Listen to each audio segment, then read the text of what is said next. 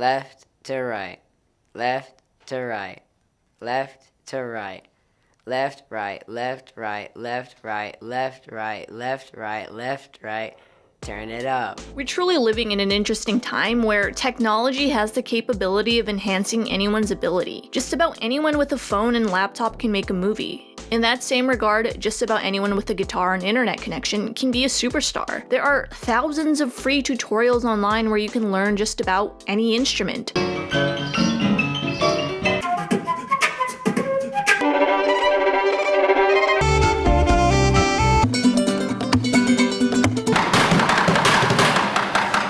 Too lazy to learn? That's fine. There are also a number of loops and beats you can sing and rap over. Vocals can now be auto-tuned so it sounds like the artist can actually hold a note. This technological advancement is why some claim talent is more prominent in old songs or music before the 90s. But I would argue that since everyone has the capability to become adequate musicians, this is where we see more talent emerging. Because technology has set the bar higher, I believe we're now able to spot talent that surpasses the aid of technology. I see this best illustrated in the ecosystem of YouTuber music. There are dedicated videos that discuss why YouTubers make such bad and cringy songs. In fact, I sometimes dread when my favorite YouTuber announces they will be releasing a song. However, there is one channel that actually makes me excited whenever they upload one, and that's Epic Rap Battles of History. Their videos don't evoke that same cringe reaction. Why is that? What makes us cringe at this? Left, right, left, right, left, right, left, right, left, right, left, right. Turn it up. And applause for this. How you gonna talk about a bat being blind? You need to echo relocate to the 4th of July. Cause you're Miss Independent, or at least you try. But your first story is you running off with a guy.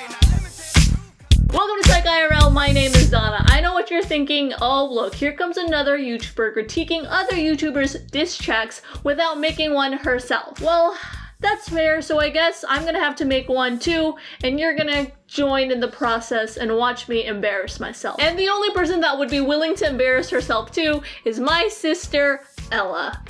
Hi! Now for the remainder of this video, when I refer to YouTubers, I don't mean channels who are dedicated to making music. Lots of those folks are pretty talented. I'm talking about channels who make a variety of content and then decide to put out a song, randomly. Okay, like I said, it can get annoying when someone critiques something without doing the craft themselves. So to keep things fair, today I'll be attempting to make an ERB-styled rap battle to highlight what makes them so special compared to the rest of YouTube. Spoiler alert, there is a 90% chance that mine will be bad. But it'll definitely prove the thesis that technology cannot be a substitute for talent and practicing your craft. With that, step one is having passion and practicing. Many times, YouTubers create a song because they want to try something new, and that alone is how a YouTuber song can go bad. I might be a little late while I'm bathing in the hate. I'm a yacht. Yeah. There was no practice or passion behind it. The sole motivation was simply wanting to try something new. I personally find nothing wrong with this, but you can tell there is a difference between the music of someone who wants to try something new and someone who is experienced. Look,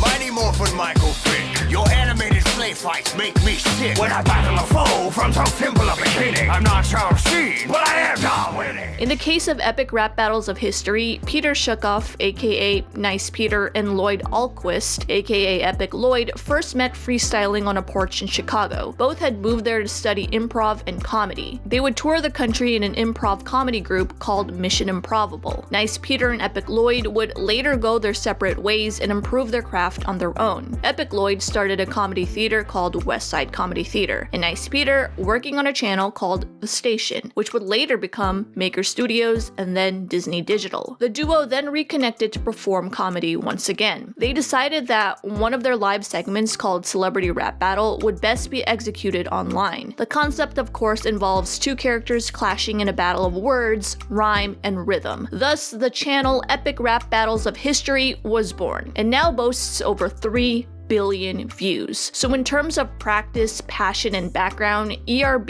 is leaps and bounds ahead of most YouTubers. I'm a pimp, you're a nerd, I'm slick, you're cheesy. Beating you is apple too easy. And And since it's impossible for me to condense their improv and comedy experience in time to upload this video, my sister and I will rap to some Eminem songs for an hour or so. That should be enough, right? Unfortunately, I can't show you this clip because of copyright. Trust me, it's probably a blessing in disguise. That leads us to step 2, which is the idea process and deciding who the battle will be about. There is an additional layer of motivation characteristic of social media platforms of why someone publishes a song. This layer is the views. The need for views can heavily impact who the rap battle will be about or who will be doing the rapping. A strong emphasis on views may result in a decrease of musicality. In this instance, for example, when a popular YouTuber David Dobrik raps on his friend's track, a lot of the comments are pretty much roasting his rapping skills. A lot of people were saying David needs to get better at his rapping skills. Yeah, I'm surprised. People are really mean to me in the comments. Damn, dude, David ruined the song. I'm like, it's a dirty Dom song.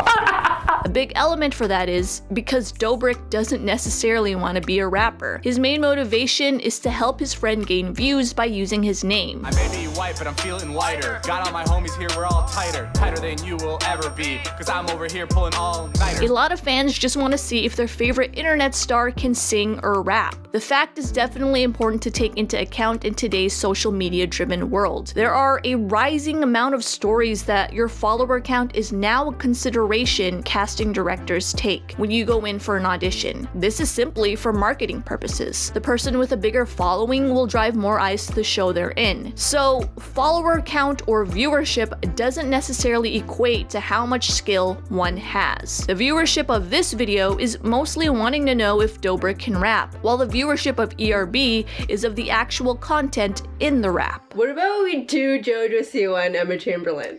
Those are kids though. That's true. It'd be weird to do like a diss track between two kids and we're like in our 20s. Let's do Philip DeFranco and Keemstar. But I don't really know them. Like, I don't really watch them. I know Liza. See, this is a problem. We don't watch the same creators. Since me and my sister don't really watch the same YouTubers, we settled on doing Liza Koshy versus Superwoman. Now, we're gonna have to do a lot more research than usual because we don't really know these two creators, but it's a good compromise. Step 3 is research, and in my opinion, the lack of is the biggest component to why a YouTuber's diss track may cause me to roll my eyes. ERB does a thorough job of who they pit against one another. We take all of our minds and combine them into one process. There is no specific process. We just kind of really let an idea kind of marinate. We dream about it. What we really try to do is be like, not the Wikipedia version. Stephen Hawking is probably an interesting example of, like, I didn't know a lot about physics going into it. And for that whole 2-week writing process, there were just physics books just around the studio. And we would read them, and it was Dante who was like, oh, this thing about 10 million particles. There are 10 million particles in the universe that we can observe. Your mama took the ugly ones and put them into one nerve. In the beginning, they were very familiar with the characters they wrote about. As the channel grew though, they began getting requests of popular characters they didn't know that much about. In an interview done by Entrepreneur.com, Nice Peter says a video can take up to 2 to 3 months to complete because of this lack of knowledge. From watching each video, it's hard to tell who they are and aren't fans of. The references and rhymes are so well researched, their disses are done much better than YouTubers who make diss tracks of people they actually know. When you watch the diss track between Logan and Jake Paul, for example, all they essentially say is, "You suck, I'm better than you." I'm a dog, you're a puppy, call you Kong. You was popping on Vine, but now you're content shit. That's why you drop a song and text me to promote it. You don't really see that factor. You could tell ERB really gets into the soul of the character they're playing. Okay, so now we're in the research process.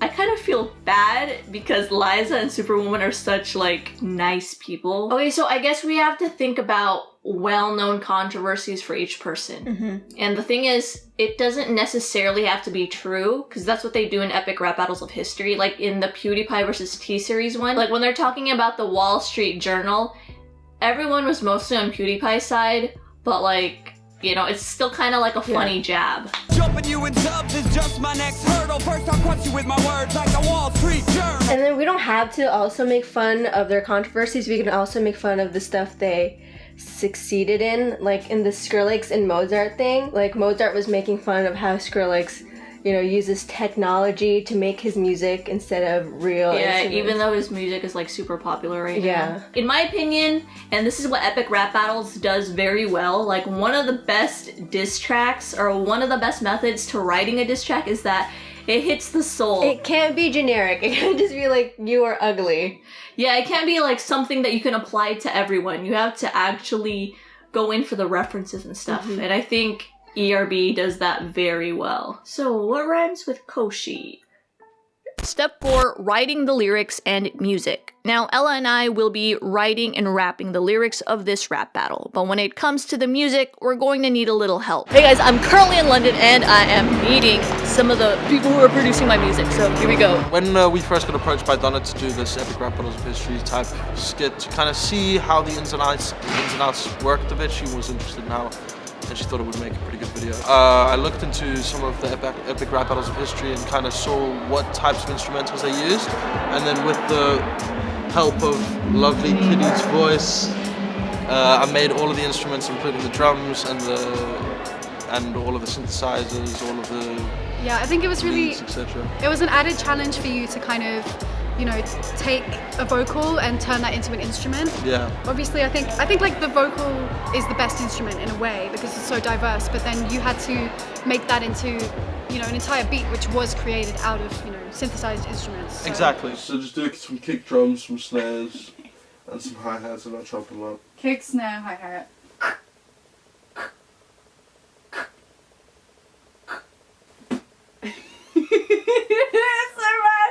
Not born to be a beatboxer. Jokes.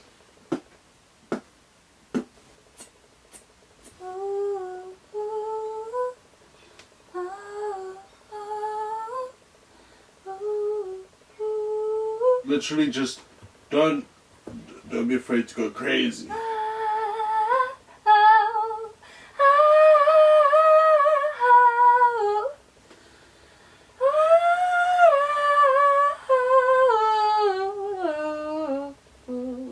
And then I have all of this stuff.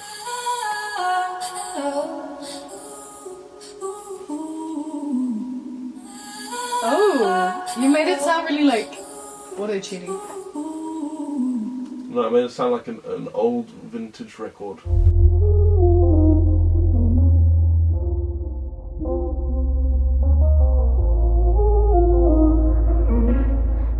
Friend of enemies.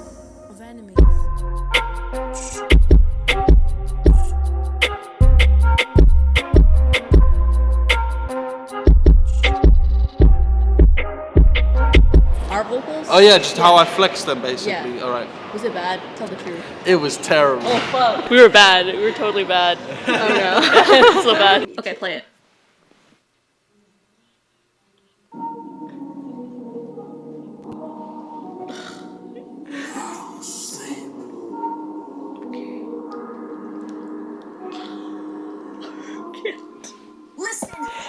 Why?